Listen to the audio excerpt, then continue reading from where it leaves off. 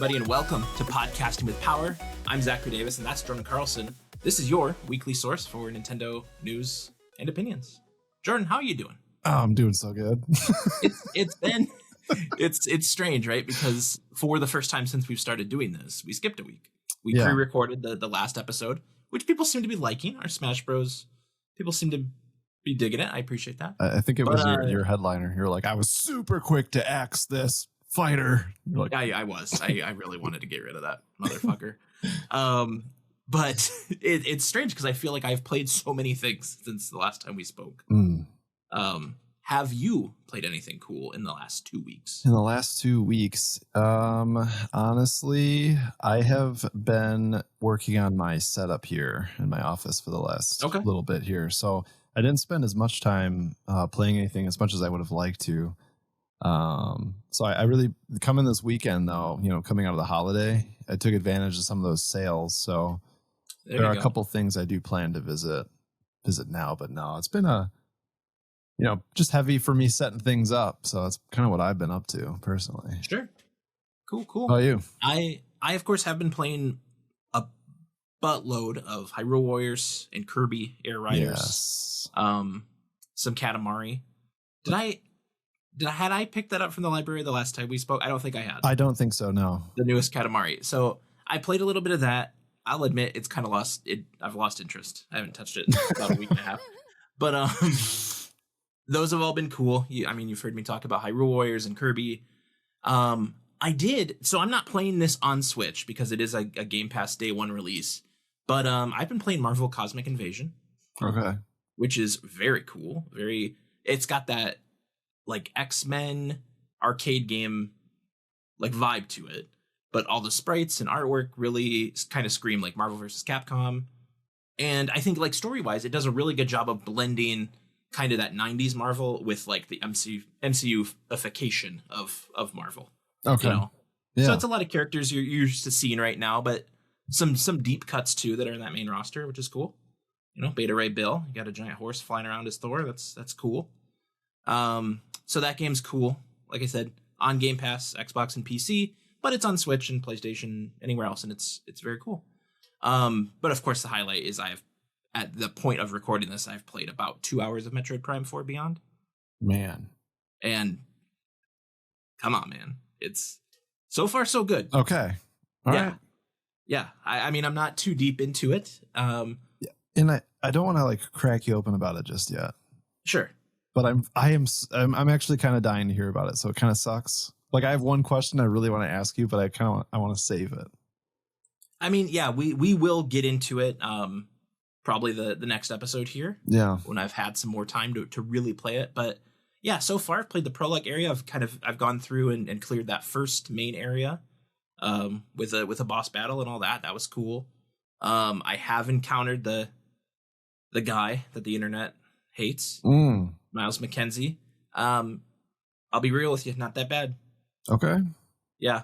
The game's very good about knowing when to work those moments in and when to take them out. Okay. And leave you alone. It's been great about that.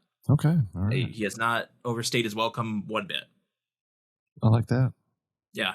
And yeah, for anyone curious, I'm playing on quality mode, 4K 60. I did try the performance 120 FPS mode on handheld, and that was cool. But I'm gonna do quality mode. And then I tried all 3 control schemes. Pro controller is what I'm gonna stick with. It does that cool thing like Zelda does where you can like lock on and you have your stick to aim, but then you can kind of tilt the controller a little bit if you want to tweak it, just a little bit. Okay. Which I think really does wonders in Zelda. Mm-hmm. I did try the Joy-Con motion control.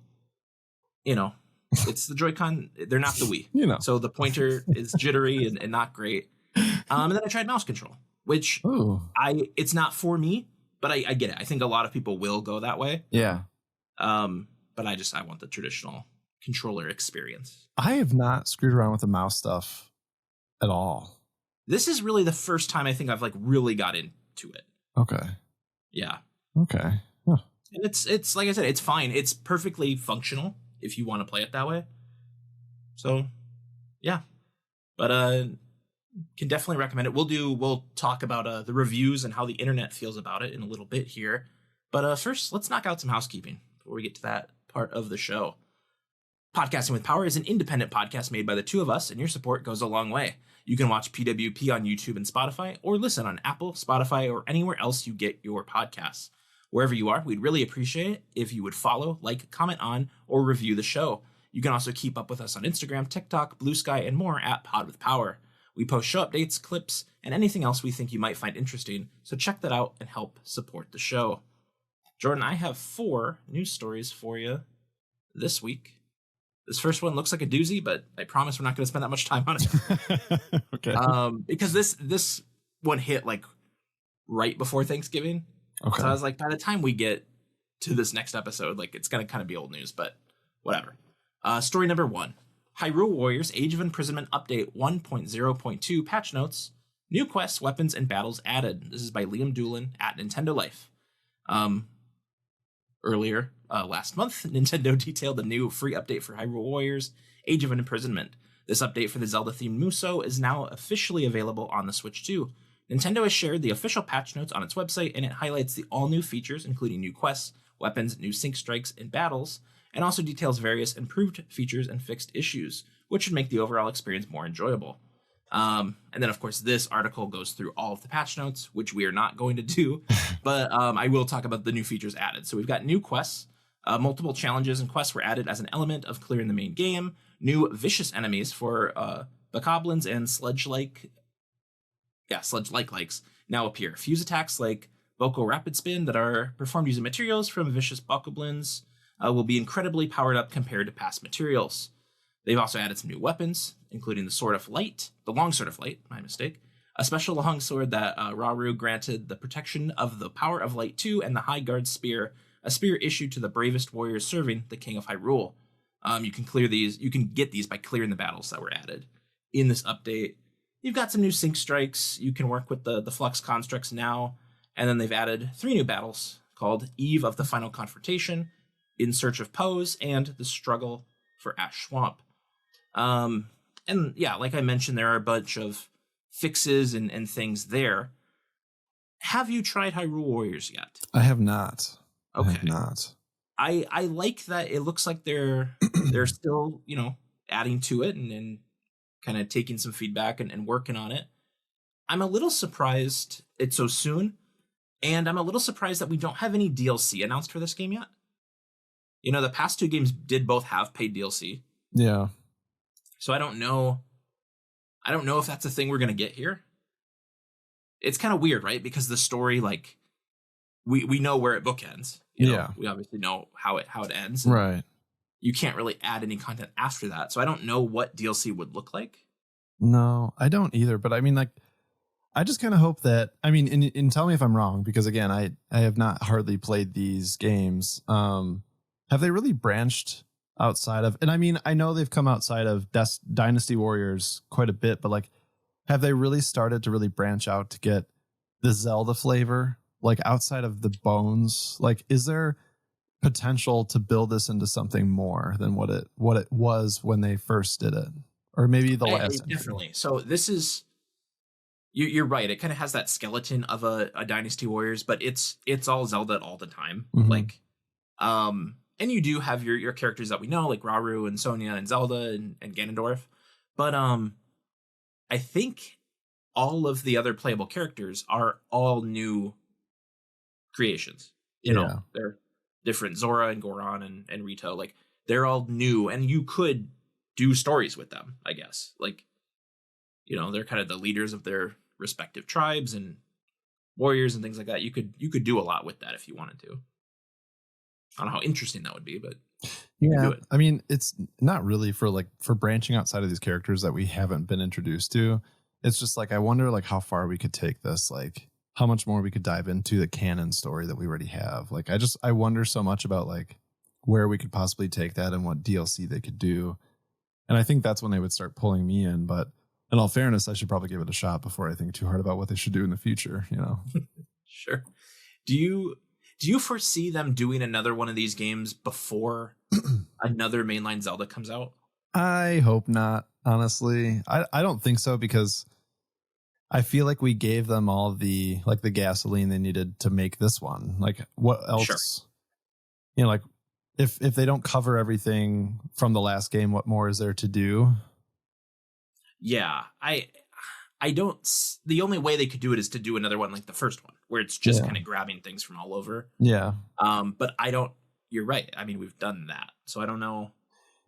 Is it kind of like these? So like we get our main pillar Zelda games, and then we get these. It's like these fight our battles for us, like the big ones. Yeah. Like they do all these games. They're like, here's the lore, here's the story, and then they're like, this is the game where you get to fight that fucking battle. Right. Like, and now we're back. I think Nintendo kind of likes that arrangement. They just give you their Zelda game and then let Bandai Namco do their thing. Yeah. So okay, we'll look out for more of that.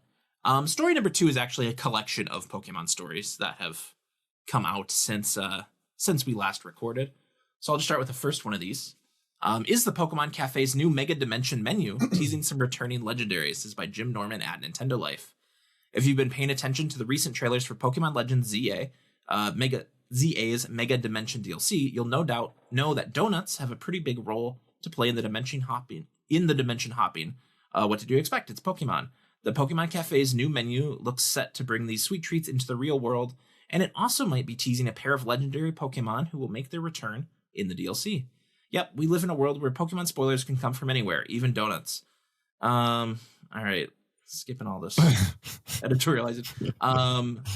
The 2 in question here are currently appearing under the tentative titles of Red Donut and Blue Donut on the Pokemon Cafe's Pikachu Suites website, and tell us you don't see Gen 3 legendaries Groudon and Kyogre.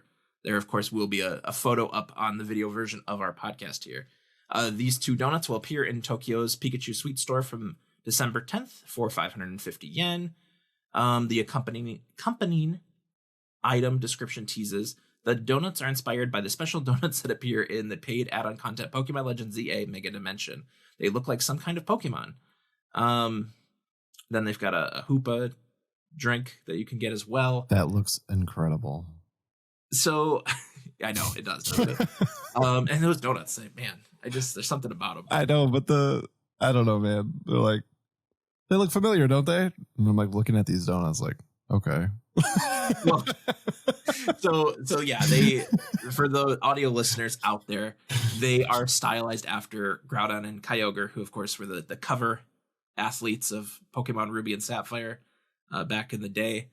And so I had kind of forgotten about this. We talked about how Legends made me think about going back and playing X and Y. Yeah. Which I did. I picked up X over Black Friday. Nice. But I had forgotten that same generation, they also remade Ruby and Sapphire and added Mega Evolutions to those games.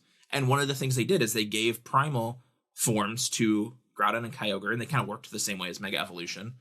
So it kind of makes sense that these 2 could be coming back. I like it. Yeah. So we'll keep an eye out for that. This DLC will be out, I believe, by the next time we record this. So we'll see. I'll be playing. Second Pokemon story for you. Pokemon Legends ZA goes live with Mewtwo Night X and Y Megastones distribution and Project M side mission. Ooh. This is by Brian at Nintendo Everything. Now I looked and I could not find a last name for Brian. Okay, I did look. This is Brian.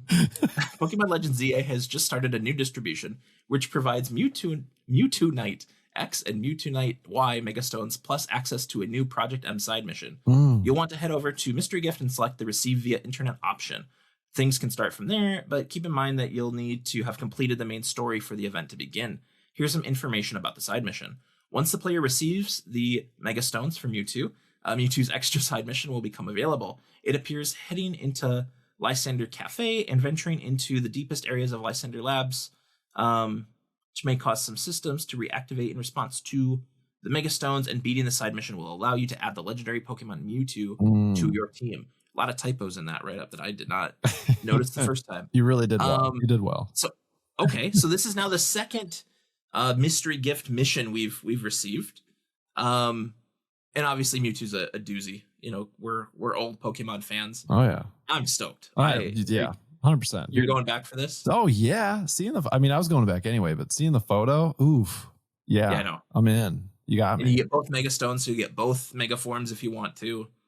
Yeah, that's pretty cool. So that's fun, and that's available right now. I did the mystery gift. I have the mission on my Switch right now. I haven't done it yet. But ooh, I'm doing it right after we're done. yeah, 100%. Okay, and then the last Pokemon story for you. Mega Lucario Z debuts in Pokemon Legends ZA Mega Dimension. This comes from Pokemon.com. Pokemon Legends ZA Mega Dimension is filled with powerful Mega Evolved Pokemon, but Mega Evolution is about to get even more exciting with the introduction of Z Mega Evolution, and with it, Mega Lucario Z. Pokemon that undergo Z Mega Evolution require less time to fire off moves after receiving their orders from their trainer, but they also burn through their Mega Power very quickly, making them less suited for long battles. Z Mega Evolutions are most effective at securing a quick, decisive victory. The first Z Mega Pokemon being introduced in Pokemon Legends ZA Mega Dimension is Mega Lucario Z. While Mega Lucario concentrates its aura into a destructive force, Mega Lucario Z uses it to surround its entire body, cloaking itself to increase its defense, flexibility, and agility. It can utilize its aura in a variety of ways, including stretching into a shield or channeling it into physical blows by concentrating it into specific parts of its body, such as its legs or fists. Like Mega Lucario Z is a fighting and steel type Pokemon. So, not only are we getting new Megas, which we did know from the trailer for the DLC, we're getting a whole different type of Mega now. How do you feel about this? It's kind of mixing up the formula a little bit. I don't really care too much, to be honest. Okay, that's reasonable. Yeah. I do kind of wish I get it, right? They're probably like, we have these ideas. Lucario's already got a Mega, so we can't, just do something different, replace it. Yeah. So they're adding this whole new thing. I just wish they would give Pokemon that don't have Megas before they did this. Yeah. Right? Yeah. I mean, because I think, Charizard's getting another fucking Mega. Dude, yeah, I know. And that's like I said, I don't really care about but there's like a piece of me that's like, it's kind of irritating. Let's just relax. You know what I mean? Like, yeah, it's too much, or at least it feels like it's too much for my old brain. I don't really know, Sure. Sure. Yeah, we'll see. We'll get hands on with this pretty soon, and we'll see how frustrated it is if we find ourselves using any of these, and just to see what other Z Mega Evolutions there are. Story number 3, I put this one in here for you. Nintendo Switch Online Game Boy app adds retro Easter egg. This is by Tom Phillips at IGN. A fresh update for the Nintendo Switch Online Game Boy app has added a new startup Easter egg alongside the arrival of several more retro titles. Switch Online subscribers can now update their Pokemon app to version 3.0, which adds the ability to view the original boot screen of your preferred Game Boy title when loading up the game. If you set your app to play the game as if it's on Game Boy, then it's the OG Game Boy startup screen you'll see. If you select a Game Boy Pocket, you'll see that instead, and similar for the Game Boy Color. How do you see this Easter egg?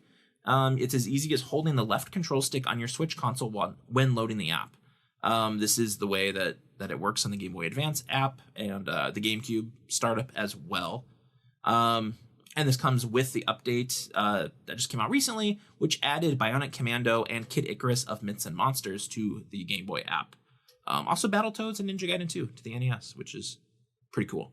So now we've talked about how they've slowly been adding these. They've been updating these apps to kind of work with Switch 2 and get these CRT features and kind of new things. So we finally got one for Game Boy. As the resident Game Boy fan here, is this a cool little nod for you? I think so. I love when they do stuff like this. These are like fun little surprises. I mean, it kind of reminds me of back in like the GameCube times when you didn't know that holding Z would make all the squeaky noises. Right. Like, so that kind of stuff is always fun for me. I feel like I don't know who it is at Nintendo that loves doing this stuff, but I'm just glad they're still doing it. So it's always fun to see. So you have a lot of Game Boys and a lot of Game Boy games. Do you find yourself using the Switch's Game Boy app often? No, but I mean, I will. Okay. I think it's kind of circumstantial for me because I will see games come across, like, I guess you'll say the virtual console, the classic, whatever, that maybe I don't have in my collection. So I'll be tempted to kind of give it a shot. And I feel like that's a good place to do that. But for me, the Game Boy experience is very much the nostalgic, like, I want to hold the console in my hands, play it the way that it was.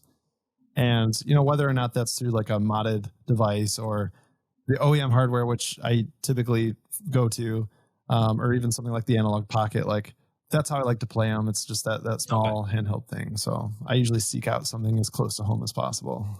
Cool. I get that. I will admit though, Kid Icarus of Myths and Monsters, I've never played that, and I am kind of stoked to try it. I don't know when I'm going to get to that, but I was like, oh, that's a fun little addition there. Well, it's kind of fun. Like, if you've just got your Switch, like you just plan to bring your Switch somewhere and you kind of pop it on, see how it goes. Like that's fun. Like I love that. Yeah, I mess with the Game Boy games more than I thought I would. Yeah. Because I don't ever really think of that library as being that great overall. But they are, they're made to be played in like bite-sized increments, right? Yeah. And that's exactly how I do it. So I've played Kirby and Tetris and all sorts of stuff on there. So, okay. Story number 4 is a Metroid Prime 4 Beyond review roundup. We'll go over to Open Critic for this one, where Metroid Prime 4 Beyond is currently sitting at an 82 average. Which is like, okay. It's okay. It's okay. And then, as always, here are a couple snippets from different reviews around the internet. Let me give you... Well, first, I want to start with this one, which really caught my eye. This is a 5 out of 5 from Dan Riker at Giant Bomb. And the snippet here, after a rocky development history, Samus finally lands on the Switch 2 with one of her greatest adventures. And in his review, right at the top, he mentions that he feels this might be the best Metroid Prime yet. Wow. Which is pretty high praise. Huge statement. Yeah, I certainly haven't played enough to corroborate that statement, but even then, I don't know that I would say that. I think so far from what I've seen, their design philosophies are pretty different. Okay. It's trying to do something different, which I can appreciate. But that's obviously great. Logan Plant at IGN gave it an 8 out of 10. Metroid Prime 4 Beyond is an excellent, if relatively uneven, revival that reaches heights worthy of the Metroid name in its best moments. And again, I feel like that's consistent with what I've played. It seems like reviews for this... Oh, this is the one I was looking for. So this is Andy Robinson at VGC, who gave it a 3 out of 5. Metroid Prime 4 Beyond feels like a game stuck between two worlds. When it's emulating the series past, Beyond is an entertaining, if overly conservative, sequel. However, as the shadowy corridors make way for open-world fetch quests and Halo-style expeditions with AI companions, it's left feeling like a diluted experience that doesn't fully deliver on the spirit of earlier entries. Damn. So, I will say, from what I've read and what I've played so far, it seems like this game is much more a continuation of Prime 3, which I just played and finished, than it is kind of a revisiting of that first Metroid Prime, which of course is the masterpiece. Yeah. So, you've got NPCs and there's a lot of dialogue and that kind of thing. And so far all the performances have been awesome. Okay. Like no complaints. Miles by design is kind of a cheesy character. And like I said, he doesn't overstay his welcome at all. But yeah, it also seems, just from that completing that first area, it's much more linear than kind of Metroid Prime has this one big interconnected world. Whereas 2 is more segmented, and then 3 is literally like different planets have their own little zones and you go through them and they're not connected in any way. And this feels kind of like 3 in that way. They're almost like a Zelda dungeon in that it's like you're set here, solve it. There's a little bit of backtracking as you go, but it's not like I'm going to get to this edge, then go all the way back and do this side. Like, it's just like as you're going, you'll see things that are like, oh, I'll need a power up for that later. And which I like. I like that. Yeah. Though. Yeah. Yeah. So far that has kind of been my read on it. Okay. But yeah, 82 is not bad. It's not a bad score. It's not, as high as the other Prime games. Do you think this is going to affect? Because so far, when series come to Switch, it typically that is their best-selling game ever, right? And we even saw that with Metroid Prime Remastered. Do you think reviews like this are going to hurt this game, or do you think this game's going to do really well? I think it's going to do really well, and I don't know if it's for the right reasons. I guess you could say, like, okay, I think that the history is going to carry it quite a bit. But I feel like right now, I don't know. I'm seeing this so much lately I saw this with Pokemon, and I think we talked about this a little bit, so I won't beat this horse too much. But like, the game got so much hate. I mean, even I was hating on it when it came out, you know? Yeah. And then you kind of keep going and you're like, it's pretty good. And like, and things just kind of get better and better.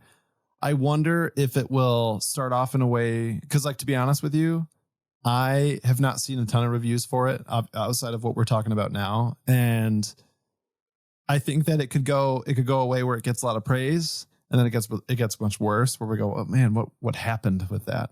Or it's going to stay kind of where it is, but get better. You know what I mean? Yeah.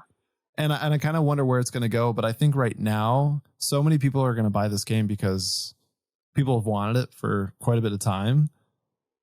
So my hunch is that it's going to be that second one where it might start off now where people are kind of like, oh man, I'm not really sure. Or like, oh man, that's really good. And I think it'll just it'll kind of climb, especially if somebody like you, who's pretty critical, I would say, of these games. And with Metroid being definitely. And I have an idea of what I want this to be. Yeah. You know, I definitely do. And if it's checking your boxes, somebody who's a big fan of Metroid and goes back so far, it gives me the hunch that maybe it's just not getting the credit it deserves at the moment, but it's going to get better, you know?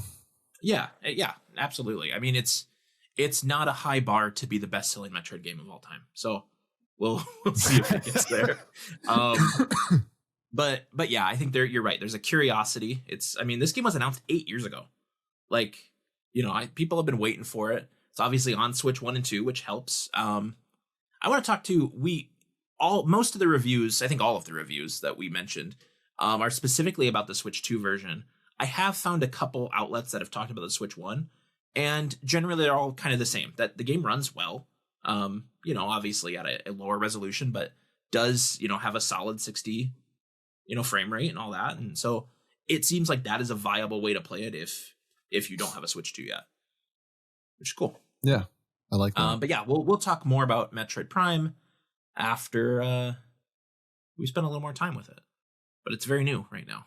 Very new. All right, let's do some out this week. A lot of games this week. Don't know how great they are, but a lot of things. On December 8th, you've got Skate Story for Switch 2.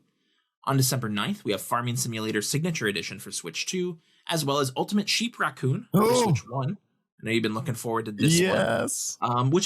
This one snuck up on me. It originally wasn't even on the list when I put together this calendar. And then I just saw like a graphic that was like, you know, December 9th. And I was like, what? When did they say that? Dude, I'm stoked. Like, I can't wait. So we got that coming. We've also got Storm Lancers for the Switch 2, also on December 9th. Romancing Saga Minstrel Song Remastered International for Switch 1 on December 9th. A game about digging a hole on Switch 1, December 9th. Milano's Odd Job Collection, Switch 1, December 9th. Then Pokemon Legends ZA Mega Dimension DLC for Switch 1 and 2 on December 10th. Dun Jungle on Switch 1 on December 11th. What's your problem with this one? Why? Dude, what is this? I admittedly don't know what to do about this. Dun Jungle. I thought it said Dung Jungle. Oh my gosh. Then we've got Warhammer 40k Rogue Trader on Switch 1. People love those on December 11th. And Terminator 2D No Fate on December 12th for the Switch 1. I'm actually really excited for this one. It's kind of got that Contra vibe to it. And of course, it's Terminator 2, one of my favorite action movies, so that'll be cool. It's been delayed a couple times. Like, I've just been like ready to play it, and now we're finally getting it this week. Any pickups for you on this list? Oh yeah, Ultimate Sheep Raccoon, definitely. Well, of course, yeah. That's a big one. We talked about that quite a bit. Yeah, and then do you plan on getting the Pokemon DLC? Yeah, I do too. Yeah. Yep, it's gonna be that's gonna be a fun week. It's gonna be a fun week. Yeah, there's a lot here, so that's cool. Okay. Our main topic for this week comes from Jordan, and you can kind of tell us what you want to talk about today. Sure. Yeah. Okay. So, I mean, I think we all know it. Especially, I mean, you would think that people listening to us would probably know it, but Nintendo is, they've always been a big fan of creating something new in the video game space. Definitely. Yeah. And, when we say almost something new, well, almost what? Almost to a fault. Almost to a fault. And We could say maybe a new experience. They're very they're really out there to give gamers new experiences, and they love to do that through their consoles. There's a lot of expression going on. So what I wanted to talk about today was those gimmicks. And I feel bad saying the word gimmicks, that's why I was trying to avoid it. We're gonna get into that because I have some feelings about that term and how it's used specifically with Nintendo. So and I'm happy that the way that you're saying that makes me feel like we're probably going to agree. Okay. Because I think a lot of it is very cool. They're trying to create these new experiences for us and how we can get more engaged. They've always been about the, bringing people together and having something new. So I want to talk about different ways that Nintendo has done that for us and the areas by which we've enjoyed it the most. Maybe some areas we haven't enjoyed it very much. And maybe some areas where we can be like, I see what you were doing there. Yeah. But maybe not. Yeah. I think it's funny, and again, we'll talk about this, but like people have this tendency when they see something like this to go, oh, that's what that console's all about. Yeah. That's what it, and I'll use a non-Nintendo example. This was kind of the downfall of the Xbox One, right? Okay. They bundled Connect with that thing. And people thought, I have to use this camera for everything. And I don't want to do that. And then they're showing me that I can watch movies on it and do all this and stream. And I don't want that. I just want to play games. And of course the console plays games. But they know that. And they're trying to show you everything else it can do. But people just couldn't get past that. And here we are. I just want to say that the Xbox Connect was an insane time for people. Like people could not handle that Xbox was like, put this camera in your living room. People were like, what? What's crazy is people loved it on the 360. They bought it for the 360 and played games with it. Yeah. But the second it was bundled with the Xbox One, it was the only way to get an Xbox One. Yeah. They hated it because they thought it drove the cost up. And I understand that, but sure. It certainly was not intrusive. We both had them and in the living room. They watched me do everything. And it's like, I don't care because I'm familiar with how this shit works.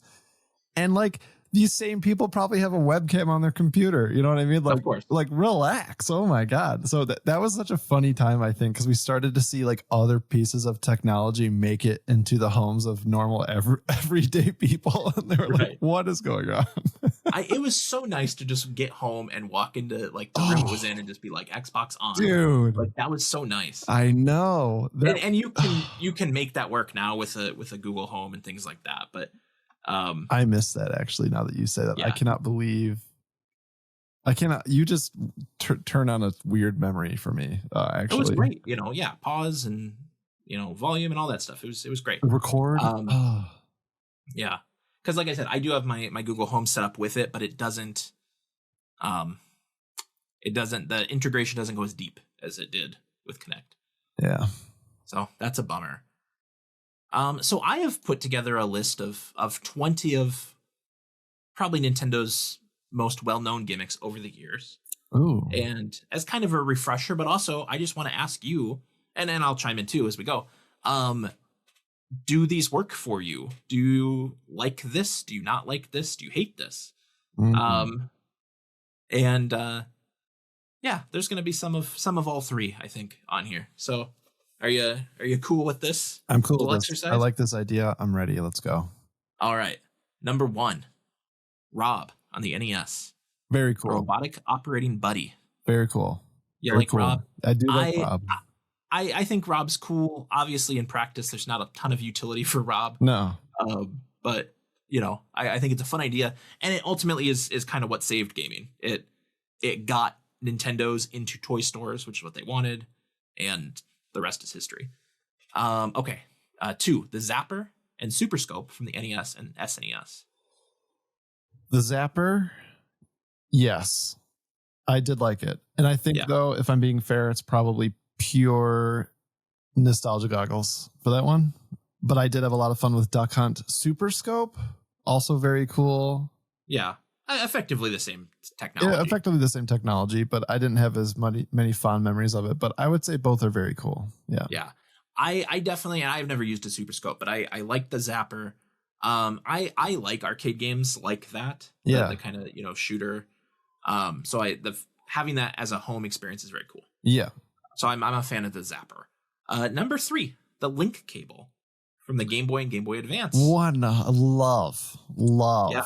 Yes. Huge. That was like, I don't know if you say before its time, but like that was really huge for me because it gave us the ability to do things we wanted to do on our Game Boys. We could trade Pokemon, we could battle our Pokemon. Those are the biggest uses of the link cable. And then when you move forward into things like Four Swords and things like that, it just opened those doors even more.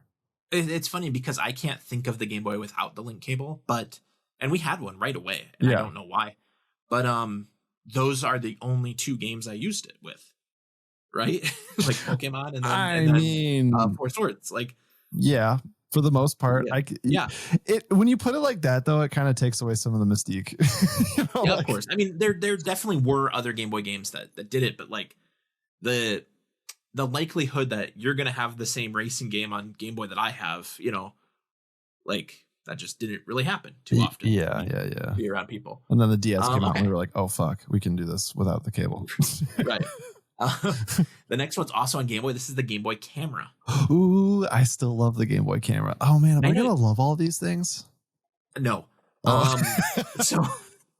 So yeah, these early ones, I think so. But and that might say something, but the Game Boy camera is I never have really messed around with the Game Boy camera, so I don't have a lot of experience with this one. Okay, but I know you do. I've got like 3 of those things, and the thing about the Game Boy camera is that still, even now, I'm having a ton of fun with it because, like, if I went on my phone, I could find Game Boy camera photos from last summer.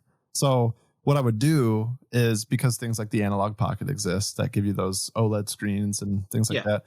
You can walk around with your Game Boy camera, take photos of it, and then send them to yourself, and then now you have them.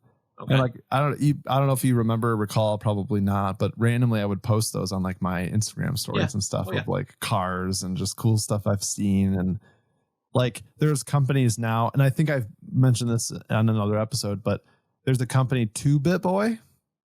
Okay, I believe it's 2-Bit Boy. Him and I go back and forth quite a bit on Instagram. He makes DSLR mounts. Like different shells, you can kind of take the cartridge out and fit them into a new one that can house these lenses, and get so creative on the stuff. Like the photography that they post on their page is so fucking cool with the innards from the Game Boy camera. Like people are doing really cool stuff with this. That's cool. Yeah. And it's cool that it's still happening. Yeah. 30 years later. Okay. And then with that, of course, comes the Game Boy printer. Do you have one of those? I don't, but I want one so bad. Yeah, those are neat. That's honestly that's one of the things that I want to see some modernization with that. Yeah. Okay. Like we've gotten, the DSi and then all the models of the 3DS all did have cameras. Yeah. And didn't ever really see. I guess as a kid, I didn't understand that the Game Boy camera wasn't like kind of like a Game Shark where you plugged a game into the Game Boy camera, which is plugged into the Game Boy. I didn't realize it was literally just a camera with, I think it has some mini games on it, right? But not really. They're not really mini games, but okay. Yeah. But then the DSs don't really use the camera for games either. It's very much like AR stuff and just taking photos, and I don't know why they're so afraid of that. I don't know. Well, I know why, but do you? Why? Because you know what people are going to be doing. I can't be playing Mario Kart with someone's avatar being something horrible. People are awful. Oh my God. Okay. And it's funny. You asked me kind of about this before the show started, but the number 5 is a headset, which I've listed as the Virtual Boy, but also the Switch, because the Switch had the Labo VR. Are you a VR guy? Not Nintendo aside. Are you a VR guy? No, not really. I am not. I don't really. I have yet to find an application of it that I like enjoy. And admittedly, I haven't really played around with it a ton. I don't have a VR setup. I think it's really cool. And I think that like I enjoy it. I'm gonna be honest. Like it's fun. But like am I gonna own one and do that? No. Like I don't have any interest in it now, but I might. I mean, like it's when somebody tells you about something and you're like, oh my God, that sounds incredible. And then you do that thing, and then you realize that's not exactly what you pictured. That's typically what VR is to me. You know, like Yeah. I'm imagining, I don't know why I go to Resident Evil Biohazard every time I think about VR, but I do, because I'm thinking about like a visceral just like experience in this game. You know what I mean? And that game would scare the fuck out of me. So I'm imagining like experiencing it, which I know you can do now because that's one of the games that supports it.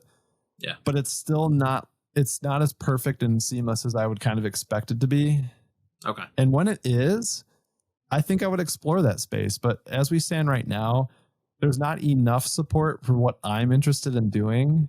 But I'm just glad that it's being worked on. But for some reason, I just can't imagine like sitting in my room alone with the headset on either. Yeah, that's fair. Like, do you feel like and I have no problem. If anybody's listening and they're like, man, I love VR. I'm not saying that you're a huge doofus for doing this by yourself. I'm not saying that at all. Right, yeah. But like imagining like Amanda walking in on me in my VR headset and just like, I would be embarrassed. Yeah. No, I'm with you. That would be a fear. So, okay. So then going back to Nintendo, we have the Virtual Boy, which of course is going to get a second life here on Switch in a couple months. Yeah. And then the Switch Labo. Have you played around with either of those units? I have not. I've never had the pleasure of trying a Virtual Boy. Okay. I've held one, and that's probably the closest I've come to it. Sure. But no, I've never had the joy of playing with those two things. The Labo looks cool, and I think that it serves a good purpose. Like, I think that it's a very cool interactive like type thing you can do with, you know, some kids, and I think that's super fun for them. But I haven't personally had any experience with it. Isn't it weird to think that Breath of the Wild has a built-in VR mode? Yeah, because what? Yeah. You it's know, cardboard. Yeah. What are we doing? And it's not, it's not the full game, of course, but yeah. So, okay. So number 6, the Rumble Pack from the N64. Stupid. What? What? Stupid. What are you talking about? Dude, I don't care, man. I don't care about Rumble, you know? In general or just on the N64? Especially on the N64. Yeah. Come on. I'm not used to dude, not only did I not have one, I've played with one because people we know had them. Yeah. But like it wasn't expected because I didn't have one. So like not having it was fine. I had no problem. And nowadays having it in games, like that's fine. But like I'm not dying for it. I don't give a shit. Like I don't need to be like I get hit and I'm like like I don't need that. You need it. Somehow it was turned off on my Switch, and I was playing something. I was like, this doesn't feel right. Like, what's going on? And I go through the controller settings, and sure enough, it's switched off. And I was like, that's insane. It makes such a difference to me. You're right. Back then, I didn't have a Rumble Pack until much later. So I was obviously fine with it. But yeah, now I don't want to go back and not have that. I want my hands to rumble. Yeah, I want some Rumble. I need some Rumble. Okay, that's interesting. That is not where I thought you would land on that one. Oh, man. Okay, number 7, the microphone, which of course has reared its head on the N64, GameCube, DS, and 3DS. I got that's another one that loses me a little bit. I don't really care all about that. Yeah. All right. Hey You Pikachu, of course, the first mainstream example. I've got to get my quarterly mention of Odama in on the GameCube. And then the one that always seems to get people is the is it Phantom Hourglass that has you have to blow in the mic? Like is it? I don't know. I know you have to close the thing on that one, and that always screws people up. There's some game where you have to blow in the mic on the DS. The Phantom Hourglass and Spirit Tracks were the two Zeldas I didn't explore thoroughly, but I did start playing Spirit Tracks recently, but still. That's the better of the two. Yeah. In my opinion. So not a big fan of the microphone. Okay, number 8, the e-reader cards from the Game Boy Advance. Do you remember these crazy things? Yeah. No.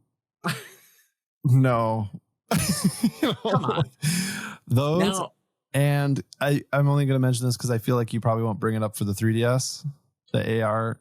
I was not going to bring them up. But yeah, same thing for those. Like I remember like getting them and be like, you can make a 3D fucking Mario standing on your, and I was like, I don't give a shit. Like, no, it's fine. See, E-reader was different though, because e-reader is like, it was essentially like DLC. Like,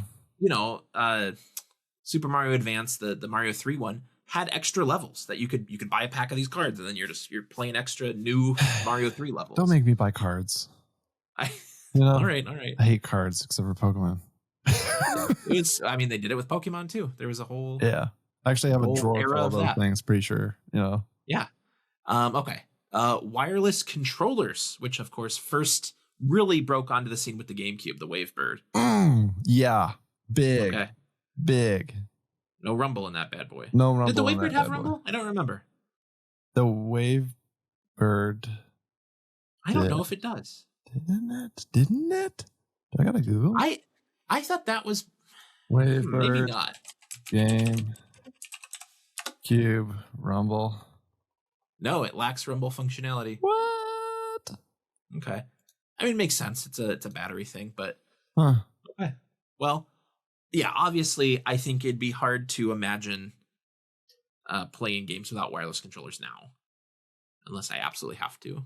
And it comes up, with the older systems, but that was even a big part of me getting that NSO GameCube controller. Like, I have the GameCube adapter and all that for the Switch, but it's nice being able to play with an actual GameCube controller wirelessly. Yeah. I guess I have a Wavebird too. What am I talking about? I could have done that the whole time. Moron. So, okay. Number 10, Touch. The DS, 3DS, Wii U, Switch, and Switch 2. Oh, Touch isn't a thing. You're just saying the DS. Yeah, like Touch. Like Touch controls, Touch game Oh, play. Touch. Yeah. You like Touch? I do like Touch. Okay. You do? Okay. Mm-hmm. I thought maybe not. No, I like Touch. I think Touch is cool. Not like, don't give me a, like, honestly, so far with Spirit Tracks, I'm not loving the stylus controls. Sure. Games like that are a little tough to get used to. I think once you do, it works, but like, don't make me do that. I don't want to do that. But like Touch in general, like, dude, Pokemon, that's a great one.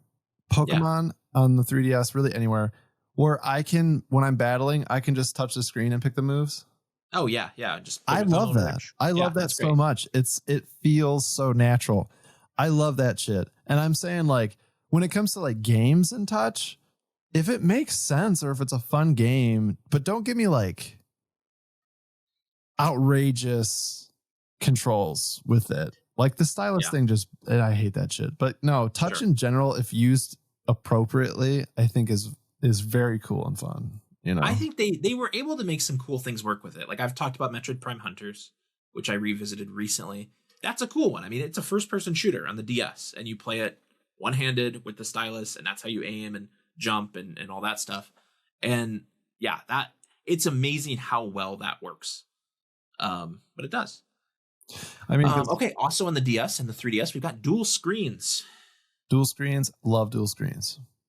I do too. I remember at the time thinking, like, why do we need this? It doesn't. We don't need it. But now it's like thinking about, Ocarina of Time, and I played it recently on the Switch, and it's like, it'd be so nice to just have that menu there, like it was on the 3DS. Like, that was such a nice little addition. Yes, it was.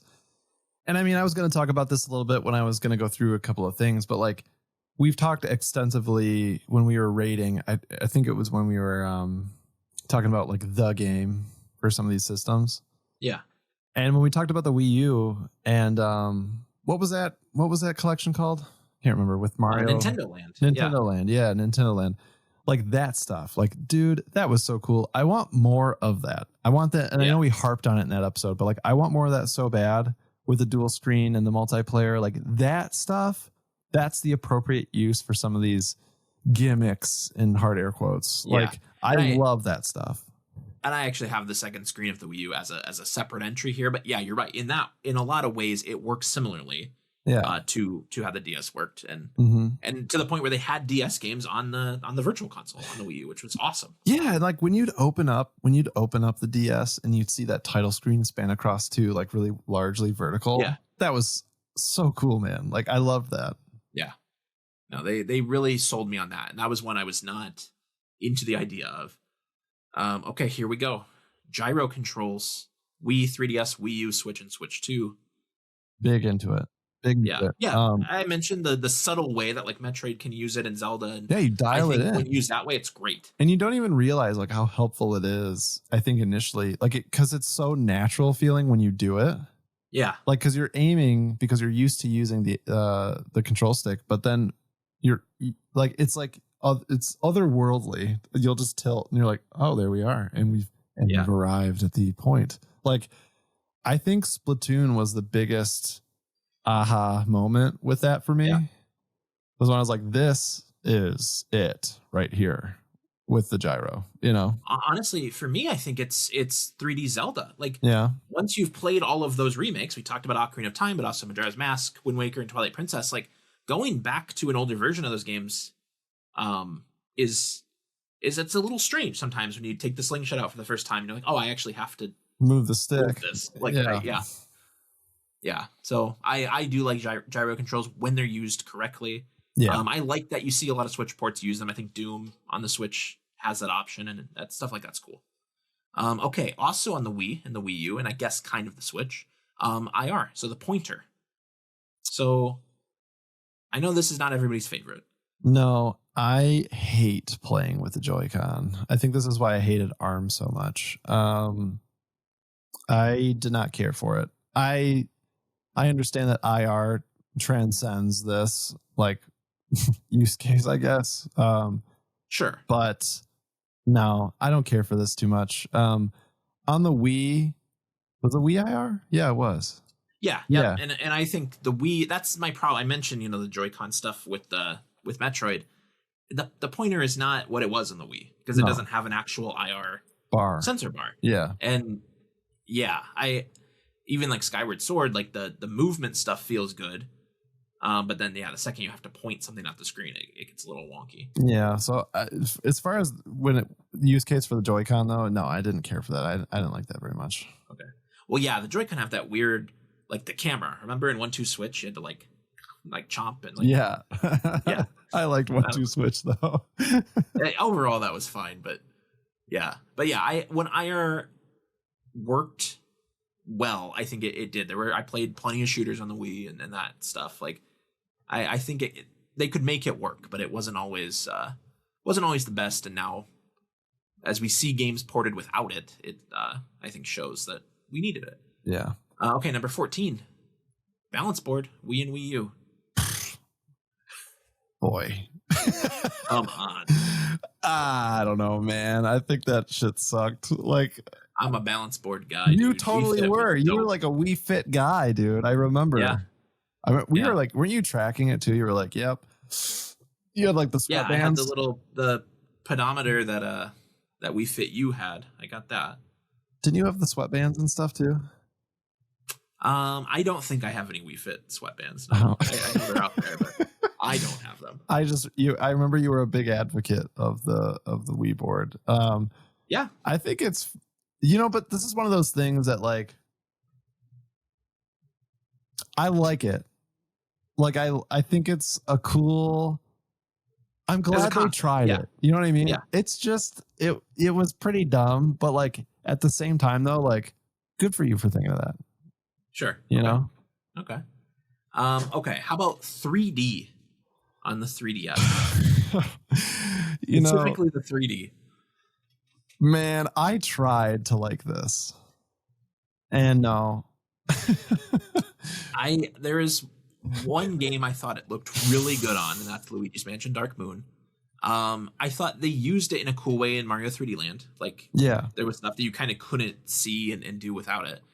But I think the real killer for me is that, like, it would, if you'd even kind of glance away or tilt the system, which it had gyro control, so you're moving it around, it would screw it up. And they didn't fix that until the new 3DS. Right. And that technology was amazing. It was. The way it would shift as you would actually move the thing. Yes. But I think that was a little too late. It was a little too late because, on the original 3DS, I remember playing, Zelda, Ocarina of Time. And I'm trying to remember when Majora's Mask came out, if I had the new one at the time. I can't remember. They came out on the same day, so I think we both got them. Yeah. The game.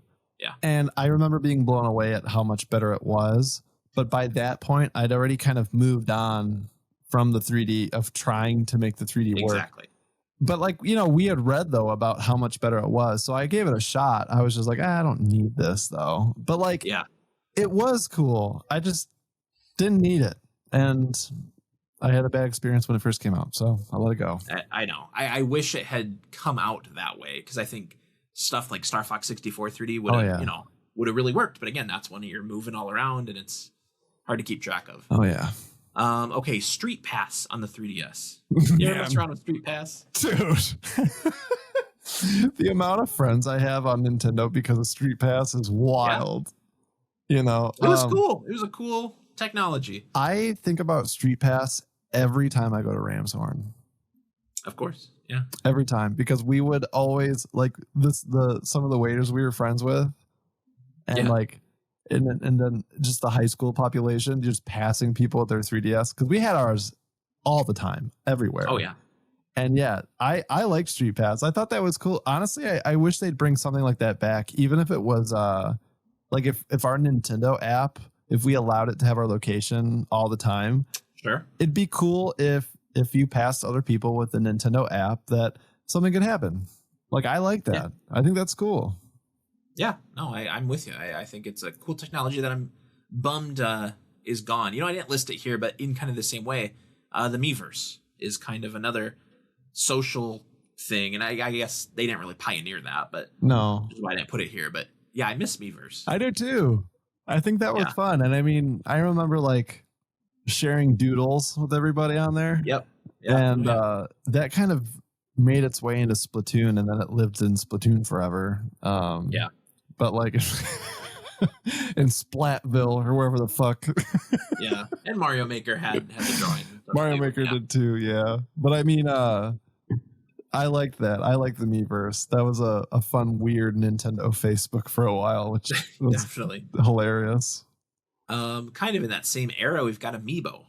Mm-hmm. Amiibo's on my list. Obviously, from a collector standpoint, I have a lot of Amiibo. I really like Amiibo. I know you have some. But from the actual gimmicky gameplay standpoint, how do you feel about Amiibo? I like Amiibo when, kind of like we've said about a couple of things, when they're used appropriately. So I don't like things hiding behind them. I don't agree with that. Not major features, no. Because, dude, I don't collect Amiibo still. If there's a cool one, like the Breath of the Wild Guardian one, I was like, man, that is sick. I gotta have it. Definitely. So there's some that come around every so often. There's one Amiibo right now that I'm actually trying to find, and I can't, is Young Link with the mask. With the mask, yeah. I want that. I cannot find it anywhere. Of course, I could find it online for like $150 maybe or something. Yeah. But it's like, was it Fierce Deity that's locked behind that? There's something locked in one of the games behind that amiibo. Yeah, I think that is one of them. There is a Majora's Mask in those games as well. I don't know. Find that without the amiibo. You can find that. Yeah, that's right. Yeah. But there's something locked behind that amiibo, which I got because I purchased those cards that someone sells online. So yeah, when Amiibo first came out, they were tied to Smash Brothers, right? Yeah. And the idea was you were gonna put your figure character in there and then take it to someone else's house, and like we did, and we made the craziest Mario that ever lived. And, we just traded them up. But yeah, the second they started then Mario Maker did it where you would get the costumes, and it didn't really matter, but it would be just a fun little thing. But then you get to the point where you're locking specific items behind it. Now we're locking music in Metroid. Dude, that is insane. But yeah. Skyward Sword HD has the fast travel is locked behind that Zelda Loftwing amiibo. Stupid. Which I have, but other people don't. I understand that. That sucks. That should not be locked that way. But like, okay, we're almost done with these. We're almost done with those. But like, this is a good conversation. I feel like a good use of the amiibo though is like I like in Tears of the Kingdom. I think it's both Tears of the Kingdom and Breath of the Wild that you could use them in like a bunch of fish or a bunch of a bunch of resources. Yeah, resources. Like that's fun because it's not detrimental to my success or getting a really valuable, cool like DLC item. Like it's not like that. It's just like, yeah, you get some of this shit, and that's cool. And maybe a possibility of this thing, maybe it's easier to get this clothing set, but you could get it this other way. Like that is cool, you know, because then you're incentivizing it, not making it mandatory for the thing, you know? Yeah. So yeah, early unlocks I think are fine. So like Silex here, for what it will do is there's a video, like a real ending, I guess, if you get 100% in the game. Whereas this amiibo will let you just view that without getting all of the items, all the collectibles. Like you don't have to do that, which whatever, that's fine. Yeah. And I mean, go ahead. Another thing, like, I want to explain this the right way because, you know, like the NFC card you were just talking, or what was it? The AR card? E-reader. E-reader. Blocking a level behind the e-reader and you leave me with this dumb fucking card. But if if I buy an amiibo and I get a cool statue and the level, that's cool because now I've got this cool thing. Don't just give me a card. Right. Yeah, that's true. Like, that's okay. You know, because you're right. I think that is a big part of what amiibo, you know, why it gets me, because I like the collectible aspect of it. Do you know, so these, you know, 3 amiibo all do specific things in Prime 4. Do you know what other Metroid amiibo do for Prime 4? No. So if I were to scan, you know, any of the other ones, the ones from Dread or Samus Returns, they will play a random sound from the game. And so I did one earlier that was like the Samus start sound, where like, you know, and like I was like, cool, like it just plays a sound, like all right. Yeah, so it's like I don't really need to go through and scan all these. I mean, whatever, like they don't have to do something, like fine, a sound, you know. They don't, but they might as well. Why is that even in there? Yeah, well, because they were like fish or something. Like, did you make these do anything? They're like, fuck no, just pull some sound clips, I guess. Yeah, have it play a sound. It's just like cool. That's kind of funny though. Okay, number 19, the hybrid console, Switch and Switch 2. So obviously this is what Nintendo's all about now. I think we can all agree it works. Yeah, we love it. I love it. Yeah, it's a hit. Mm-hmm. Yeah. And then I guess I know how you're gonna feel with this one. HD Rumble. HD Rumble. You could feel those balls. Yeah, look, hey, and you were amazed by it. I remember. Was. Yeah, I was amazed the by ice cubes. Like you really were into that, dude. I was because you're sitting there and you're like, "There's 3 in here." Yeah. Like, no, it was, dude. 1-2 switch for that was peak. That was prime time. Weird gimmick. I liked it. I thought HD Rumble is not the same as regular Rumble. I felt like the haptic feedback and response you got from that's fun. I think that's different. And I agree that it's amazing in that game. I do not feel like it's been used that well. No, they have not done any. Because like PlayStation does this with the DualSense, and it does. Their first party games really use it. Yeah, I'm playing Ghost of Yote still, and like. That really feels something, you know, that's cool. Well, you mentioned exactly what I was coming for. So when you play The Last of Us and you go to pull the trigger on a gun, you feel the tension. Yeah. The tension. And the bow, dude, give me that. Give me more of that. They have the technology and they're not using it. I don't know why. Like we could be using it. Okay. So those are kind of the mainstream gimmicks that I could come up with. Like I said, there was a good balance, I think, of ones you like and ones you don't. Mm-hmm. So, like, some of these, I want to ask, I said, you know, at the top of this, I don't always like the term gimmick, because I feel like people use that anytime there's just something new, and I hate that. You know, and I left out accessories here, like the DK bongos, to me, are a gimmick, because that's just a rhythm controller that looks like bongos. That's fine. The guitar controller and Guitar Hero, stuff like that. Whereas I think these are kind of new technologies. So, like, at what point does a gimmick become a feature? You know, because on the N64, Rumble is a thing I've got to buy. It's separate, you know. But then the DualShock and the PlayStation has it, and then kind of from there, it's been standard. So, like, you know, a lot of these have become standard. They have. I mean, haptic feedback apparently is a feature.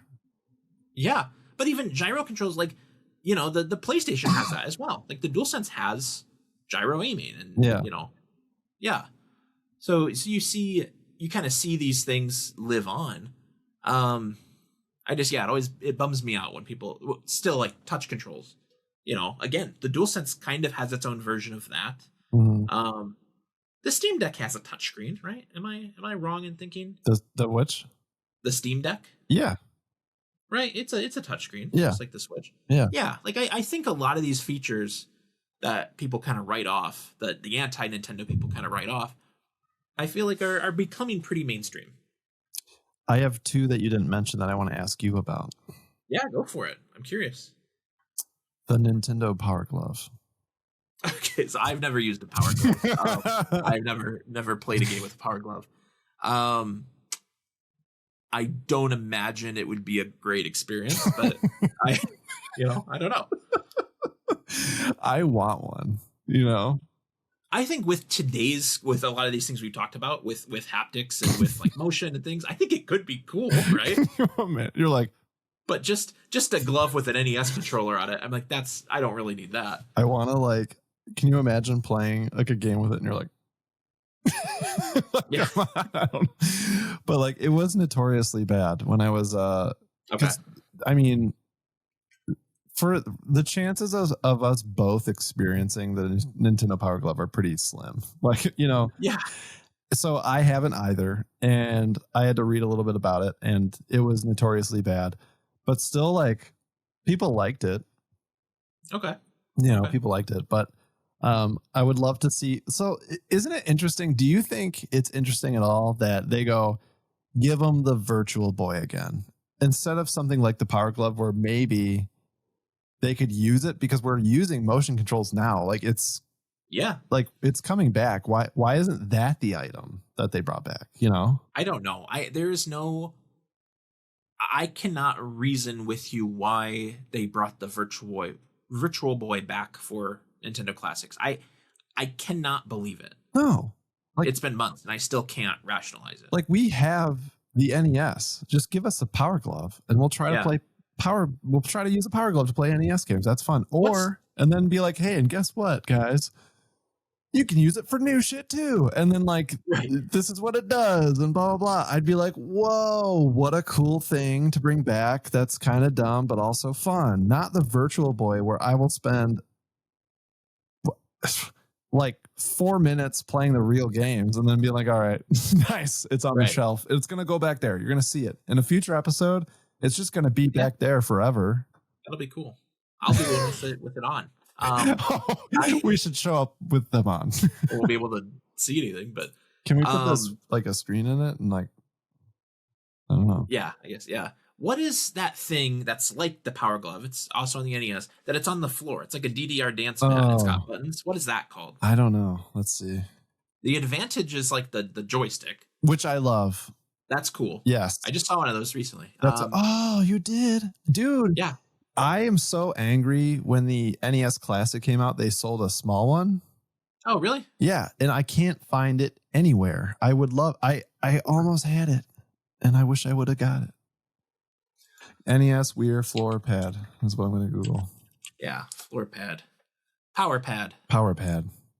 Fitness mat. What? What did they use this for? I don't know. It's a gray mat with 12 pressure sensors embedded between 2 layers of flexible plastic. It's developed by Bandai. Okay. World Class Track Meet, sounds like, was the killer app. Wow. And Family Trainer for the Famicom. So that's another weird. So what was the other thing you were going to ask me about? The other thing, the Poke Walker. So when I had Soul Silver, I did not get it new, so I didn't have a Poke Walker. I don't think so. But yeah, I mean, I've had similar devices over the years, and I could see why that would be appealing. You know, the idea of having a little almost Tamagotchi pedometer thing and incorporate Pokemon in that, and you're getting items and things like that for those games. I think that's very cool. I think so. And I mean, like, what was it? The Yeah. Pokemon Go Plus, the Pokemon. Yeah, and the I did Go have Plus. that. I did have one of those. You did? Did you like that? Yeah, I did, because you'd pick up items and things, and you would just get a little, like, there'd be a little light. I forget what all the indicators were, right? But like, you'd be like, oh, I'm battling a Pokemon right now, or catch it, like, do it. Then it would tell you if you did or not. And that was the little circular Pokeball thing, not the actual Pokeball, right?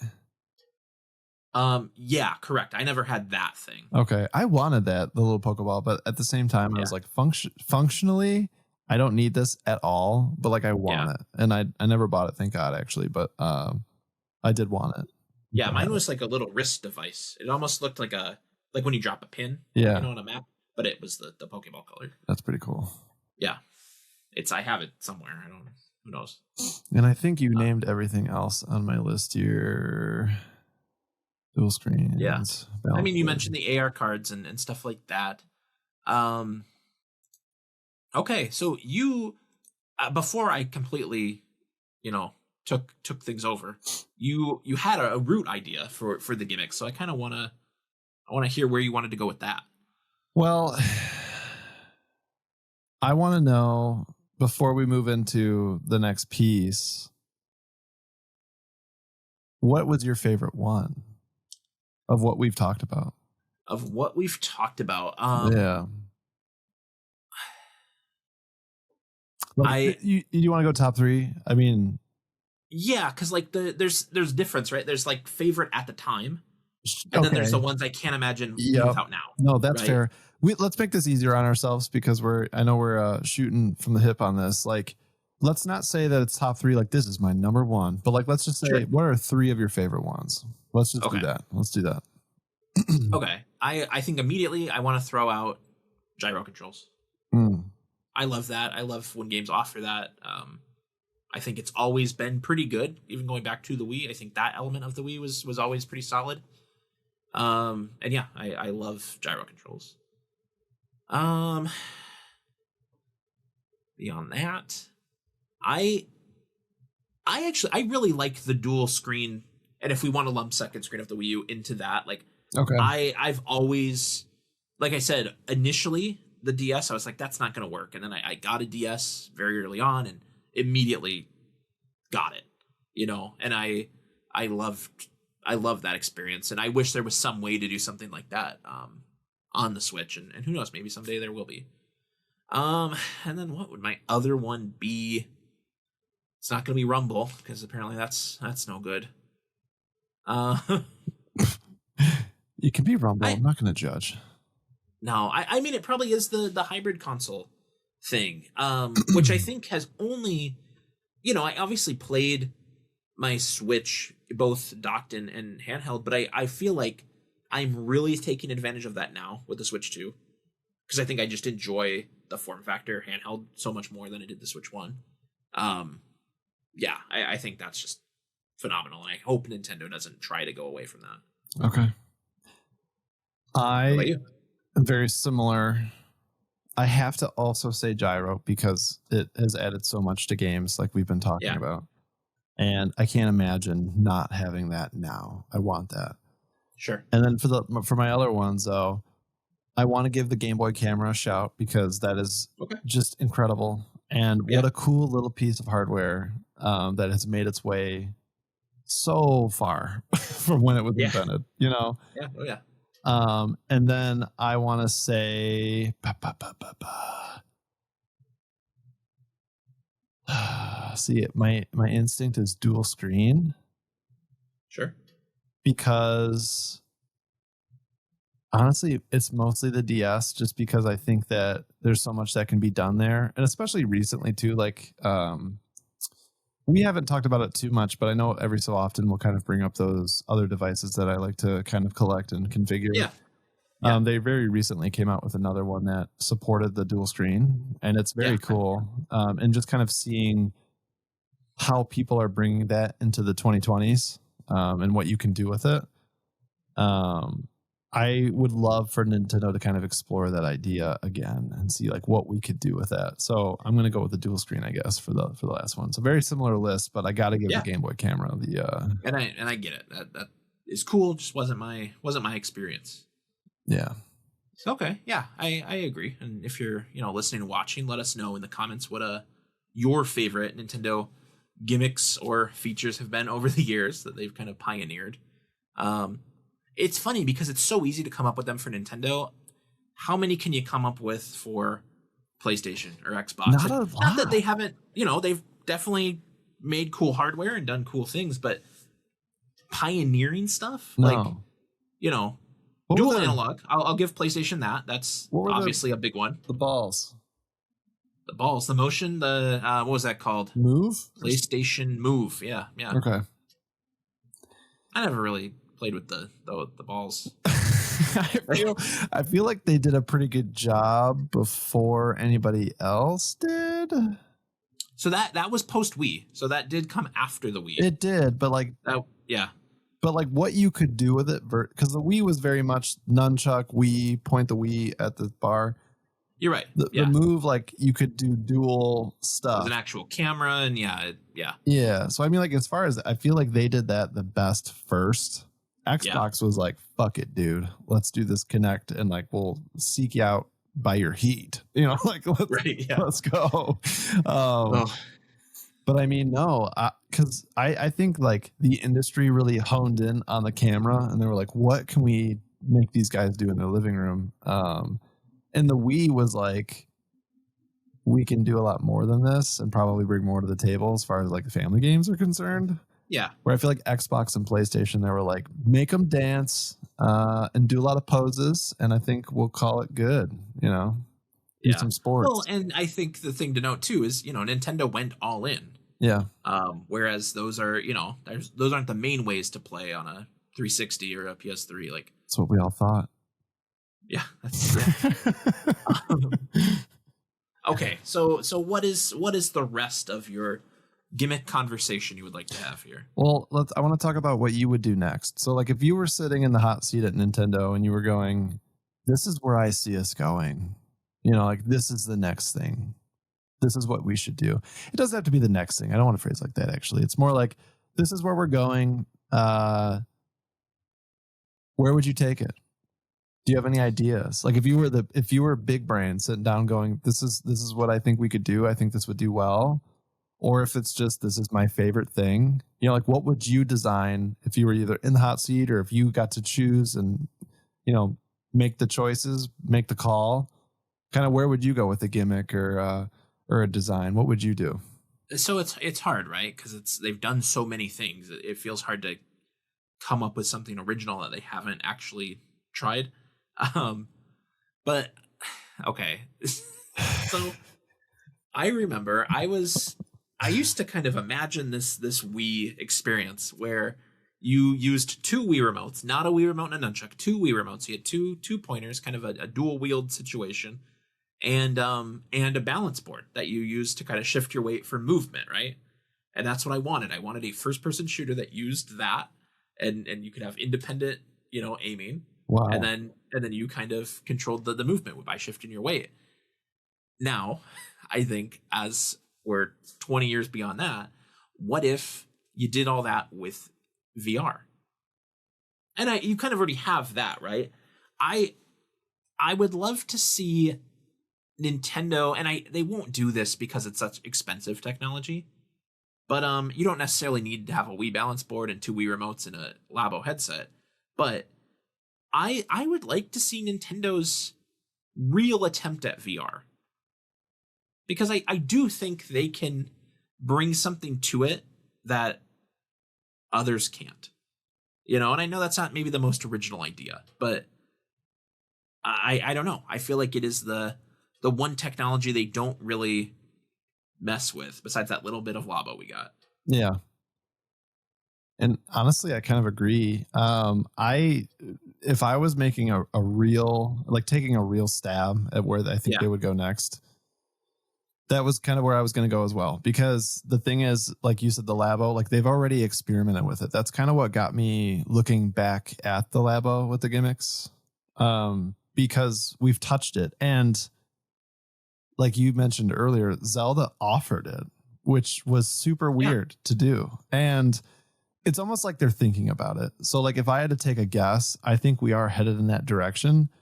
And they've almost, it's like, it's one of those things that once they announce it, like let's say they did, we would look back in hindsight and be like, of course they are, you know, because we're looking at the Wii and everything they've done with motion, the haptic feedback stuff with the balls, you know, like we're looking back at all these things and like the experiences they're kind of creating for us to use our bodies.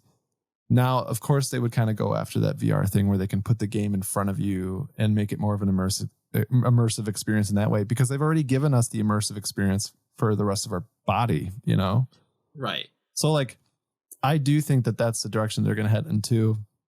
But to make it a little bit more interesting, because we kind of had the same direction of this, I'm also very interested for them to revisit the old stuff though. Like we've seen, I'm sure you've seen around online, at least I had, I don't know if this is just like my search history, like suggesting weird articles to me, but that dual screen attachment for the Switch 2. I know, man. If they can do something like that, and honestly, do you want that, or do you want a second tablet like the Wii U? Oh man, I mean, so that you're still sitting on your couch and you got your TV, and then you have the smaller screen in front of you. Obviously, that kind of limits how you do it portable. But so personally, I'm really glad that you asked this, because that's the other direction is, how can we use the tablet while we're still playing on the screen? So like the future, like the Switch 3, you know? Yeah. I don't know how they do it. I don't know really what it looks like, but some way for you to kind of connect back to the console where the real power is, and you get to keep the tablet in your hand while it's on the screen. Some kind of like, you still got your Switch, but you can sit on your couch and it now connects or docks in some way. Maybe it's a cable. I don't know, you know, but like you do get to have that dual screen experience, because holding the Switch hardware in your hands versus the Wii U, the pad, like it really would feel like a big future move, you know? Yeah. That like piece of plastic fucking Wii U tablet. So there's two ways I could see it working, right? You could be physically holding the new device in your hand and then have it stream to the dock and show you a second screen there. But the other possibility that maybe, you know, helps kind of reduce the workload is obviously like cloud streaming is becoming more prevalent. You've got, you know, NVIDIA doing that and Xbox and everybody. What if you were just streaming your game from the internet, you know, from Nintendo directly, and they were streaming a screen to your TV and a screen to, you know, in your hand? Now, wild. Obviously that limits the portability again, but man, you know, I don't know how they do it, but I know that there's got to be some way that makes sense to do this. I just don't know exactly what that looks like, but there's got to be a way to do it. And like they would blow open so many doors, because like we're working our way up to Wii U classics. Exactly. And DS. And DS, of course. DS, their second best-selling platform of all time. Yeah. Like, right? Like, oh my gosh. I can't imagine, like, because what better thing to do than to go here and here we go. We're launching Wii U classics and 3DS or DS, whatever classics. And it's like, you have this attachable screen for the USB-C port we put on top and bottom of the console for some reason still. We're still trying to figure that out. Yeah. You know, for this attachment, but also for Wii U, you can do this on your screen and blah, blah, blah, blah, blah. You can play those games again. And then they'll bring back all the weird stuff, you know, like Nintendo Land's a big one. Any other game, like the Star Fox game for Wii U, like the hits like that, like we could leave that one behind, I think, maybe, but like bring Mario Maker would be awesome to bring back. Yeah. Which maybe it's just a feature that you kind of get with the Switch 1 Mario Maker. I don't know. Or the Switch 2 Mario Maker. I don't know, you know? Yeah. But it's like, just, God, that'd be incredible. Like, that's what I want, that so bad. And I hope that we're headed in the direction of that. And if we're talking about gimmicks, like at one point you captured an audience with these things, the dual screen, like we're talking about. and when we explore virtual reality and then playing with that with these different products, it's like we've got two big things that really are within reach. Like I just hope that we explore those more. Yeah. I mean, it's a different product, of course, but like think about the PlayStation Portal, right? You wear this thing. Yeah. Where it's not a console. It's, got a little bit of stuff on board, but it's really a screen with a controller attached to it. That's what it is. Can you see Nintendo maybe selling that where it's like just kind of a dummy Switch that you can leave your Switch 2 docked, but then you can use this thing to play Switch, elsewhere in your house or your home, and then on occasion, if the game supports it, do the dual screen thing. I could see it. I mean, if they can make that $150, I think that could do okay. I would wonder like the integrity, I guess, of how well it would work. Like I know if they announced something like that, I think I'd be nervous for how well it would perform with it being Nintendo doing it. Yeah. I mean, I cannot believe how long we struggled with online play with Nintendo. Yeah. So I wonder like, and then the cloud download games, like at first it was kind of hit and miss. I think we're better with that now, but like the learning curve when we introduce things like that, it makes me fearful for like, if they leaned on that type of technology to support that type of gameplay, that'd make me nervous. And I do. I'm sure there are people listening and watching right now that think I'm a moron for suggesting that. But I do want to remind people that Game Share is a feature that Nintendo is pushing very hard right now. Yeah, and I think generally it's for people like us that have a second Switch at home still, and But what if instead of buying two Switch 2s or a Switch 2 and a Switch 1, I just buy a Switch 2 and this thing that maybe can't run things on its own, but now, both my kids can play Donkey Kong Bonanza together or Hyrule Warriors together or whatever it is. Well, I mean, not only that, but like, I don't know if Switch 2 has this for this game, but I know this exists for other platforms, like Little Nightmares 2 on the computer, and I believe on Xbox, places like that. If you are playing with a friend who has it, you can download this companion version of it. Yeah, and Split Fiction works that way. Yeah. It Takes Two works that way. Yeah. And like that is awesome because definitely, you may have a buddy who doesn't want to pay $70 for Little Nightmares 2 and you want to play it with somebody, but you don't have anybody. Is the Switch exploring that also? I don't know. Yeah. We don't know. I don't want to completely revise what I said with the VR, but as we've been talking, it's kind of occurred to me that, and you mentioned this, that they dabbled with AR with the, just to kind of show off the camera features of the 3DS. Yeah. But I think, there's a reason I think people are kind of getting out of VR. Xbox had never done it. PlayStation has kind of given up on it.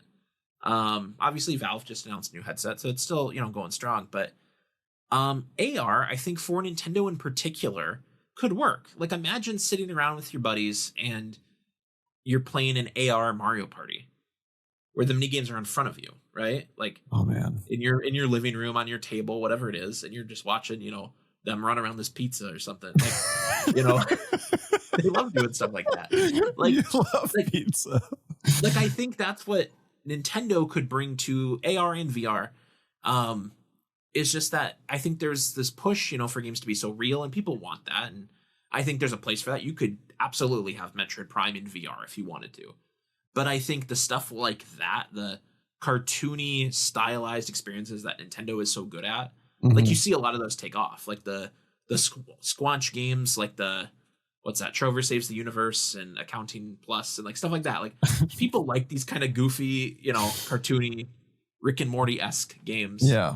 And I think Nintendo can kind of do something with that. And AR Pikmin, where I'm watching Pikmin run around my house. That'd be cool. Steal shit. Like that'd be great. Dude, I actually just remembered something we didn't talk about that I really loved.